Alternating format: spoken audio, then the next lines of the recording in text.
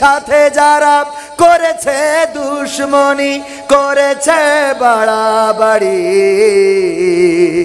দেশের বুকে তাদের হয়নি তো জায়গা, যেতে হলো মামার বাড়ি। তাই নয় নয় নয় আর কোনো ভয়, আনতে হবে দিনের বিজয়, দিনের বিজয়। কাবা রক্ষায় যেই মহারব পাঠিয়েছিলেন আবাবিল, আজও তিনি দয়াময় তেমনই আছে, বদলেনি তো এক তিল। ঠিক না বে ঠিক? বিশেষ হয় না? কাবা রক্ষায় যেই মহান রব আবাবিল পাঠিয়েছিল, তিনি কি এখন বৃদ্ধ হয়েছেন? নাউজুবিল্লাহ, বৃদ্ধ হন নাই, বয়সও হয় নাই, বরং যেমন ছিলেন তেমন আছে। এখনো যদি কোন মুসলমান রাজপথে ঝাঁপিয়ে পড়ে, যেইভাবে 5ই আগস্টে স্বৈরাচারের পতন হয়েছে, কোরআন বুকে নিয়ে যদি রাজপথে নামতে পারেন, আল্লাহর কসম করে বলি, আগামীর দিন হবে কোরআনের দিন, আগামীর দেশ হবে ইসলামের দেশ।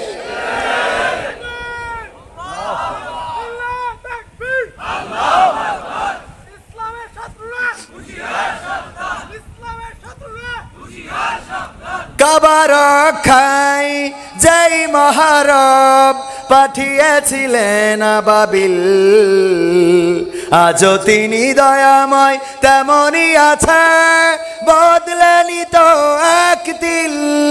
তাই নয় নয় নয় আর কোনো ভয়, আনতে হবে দিনের বিজয়, দিনের বিজয়।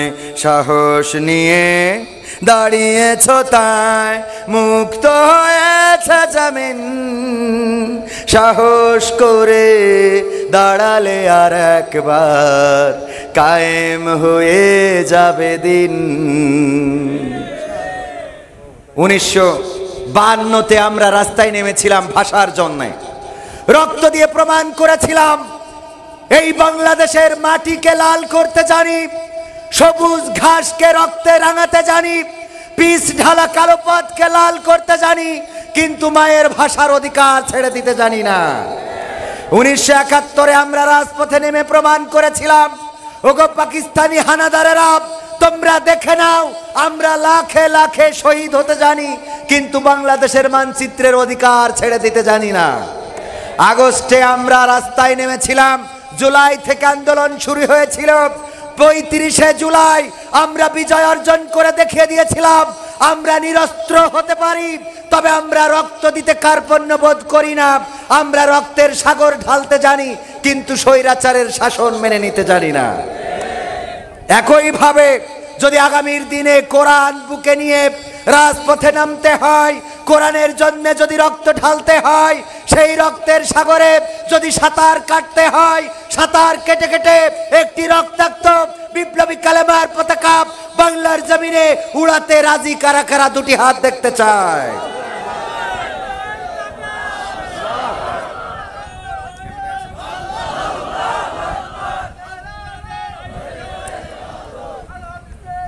সম্মানিত ভাইয়েরা, অনেক জায়গায় যাওয়ার সুযোগ হয়েছে। আসলে সমস্যাটা হলো, এই জায়গাটা হলো সেই জায়গা যেই জায়গায় বাংলাদেশের সেক্রেটারি জেনারেলের, বাংলাদেশ জামাত ইসলামীর সেক্রেটারি জেনারেলের বাসা। আপনারা কাছে পেয়েছেন তো, এই জন্যই মূল্যায়ন কম। ঠিক না বে ঠিক? কাছের মানুষ বলে মূল্যায়ন কম। এই জায়গায় অন্তত বিপ্লবী চেতনার মানুষের দরকার কম ছিল না বেশি ছিল? স্লোগান যেভাবে দিয়েছেন, তাতে স্বৈরাচার পালানো তো দূরের কথা, ওরা তো ঘাড়ের পরে বসবে, কথা কয় না।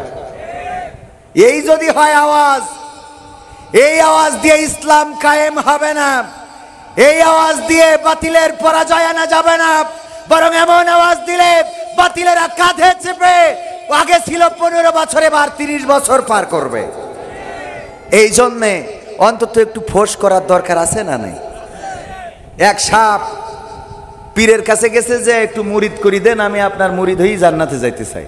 তা বলতেছি তোর কাজই তো হইলো মানুষের কামড়ানো আর মানুষের ক্ষতি করা। তা বলছে আপনি যদি মুরিদ করেন, কথা দিলাম কারো কামড়াবো না। কয় এটা যদি কথা দিস তাহলে তোরে মুরিদ করতে পারি। ঠিক আছে, জবান দিলাম। পীর সাহেব তারে সবক দিয়েছে, ঠিক আছে এখন তুমি আমার মুরিদ, সকালে বিকালে সন্ধ্যায় জিকির করবা। সাপ যে আপনাদের এই ধান ক্ষেত আছে না, আইলের উপরে জিকির করতেছে। আমার মিজান ভাইয়ের বাড়ির কাজের লোক ভাই গরু পুষেছে, গাভী ঘাস কাটার জন্য গেছে মাঠে, কিন্তু তাড়াতাড়ি করে যাইতে যেয়ে বাড়ি দড়ি ভুলে রেখে চলে গেছে। যে ঘাস কেটে বাঁধবে কি দিয়ে হঠাৎ মনে পড়েছে দড়ি তো আনা হয় নাই। সন্ধ্যা, সূর্য ডুবে গেছে, সন্ধ্যার ওই যে আলো আধারের মধ্যে খুঁজতে খুঁজতে হঠাৎ দেখে আইলের পরে পড়ে আছে। এমন ভাবে মনে করিছে এটা কলার সুবলা, আপনারা কি বলেন, কলার খুসা বা কলার ডেগো বা কলার সুবলা যাই বলেন, এইটা মনে করে ওইটা কায়দা করে দিয়ে ঘাস বাইদে নিয়েতে বাড়ি এসেছে। আইলে ওরা সাপ দিয়ে যদি ঘাস বাঁধে ওর কি ঘাড় আর থাকার কথা? ও ঘাড় ব্যাখ্যা করে নিয়ে যখন খুলে দিয়েছে পীর সাহেবের কাছে যেয়ে বলছে, পীর সাহেব আমি মুরিদ হই বড্ড অন্যায় করে ফেলেছি। কেন? দেখেন দিন ঘাড় আর লেজ আছে, মাথার পাছা তো শেষ। এমন কি করে হলো? মুরিদ বলল, আপনি আমাকে বলেছেন কামড় দেয়া যাবে না, আমি যেন মানুষকে কামড় না দিই, কথা দিয়েছি পীর সাহেব কাউরে কামড়াবো না। আইলের উপরে জিকির করছিলাম আপনার কথা মতো সন্ধ্যাবেলায়, আর জিকির করার সময় মিজান ডাক্তারের বাড়ির কাজের লোক তার গাভীর জন্যে ঘাস কাটতে এসে দড়ি বাড়ি থেকে আনে নাই, আর আমারে দড়ি হিসাবে ব্যবহার করেছে। পীর সাহেব বলছে, ওগো সাপ তুমি কামড়া বানা, এটা তো আমার কাছে জবান দিয়েছো, কথা ঠিক আছে, কিন্তু যখন তোমার ধরেছে তখন কি একটু ফোঁস করতে পারো নাই? বোঝেননি? তোমার তো ফোঁস করতে মানা করি নাই, কামড়াইতে নিষেধ করেছি, এটা ঠিক, কিন্তু তুমি যদি একটু ফনা তুলতে, যদি একটু ফোঁস করে উঠতে, তাইলে মিজান ডাক্তারের ওই কাজের লোক ঘাস নেয়া তো দূরের কথা, বরং ওই ঘাসের ওখানে লুঙ্গিটা খুলে বাড়ি আসতো। ঠিক না বেঠে? এই জন্যে ফোঁস করার দরকার আছে না নাই? ওগো আমার ভাইয়েরা, যদি আমাদের আওয়াজ না থাকে, যদি আমাদের শক্তি সামর্থ্য না থাকে, যেইভাবে স্বৈরাচার শাসন করেছে, ইসলামের আলোটাকে মিটিয়ে দিতে চেয়েছিল, তাদের আক্রোশ ছিল কোনো কিছুর পরে নয়, ওদের আক্রোশ ছিল শুধুমাত্র আলেমদের পরে। মিয়া গোলাম পরোয়ার জেলখানায় ছিলেন না? ছিলেন না? এর আগের সেক্রেটারি আমাদের মুজাহিদ আলী আহসান মোহাম্মদ মুজাহিদ বাস্তে কি দিয়েছে? মতিউর রহমান নিজামী, দেলোয়ার হুসাইন সাইদি কোরআনের পাখি, আর বাংলাদেশে যত আলেম ওলামা, মিজানুর রহমান আজহারিকে দেশ ছাড়া করেছে নাকি করে নাই? করেছে নাকি করে নাই? এই দামোদর কেপিতে উনার ওয়াজ করানো হয়েছিল নাকি হয় নাই?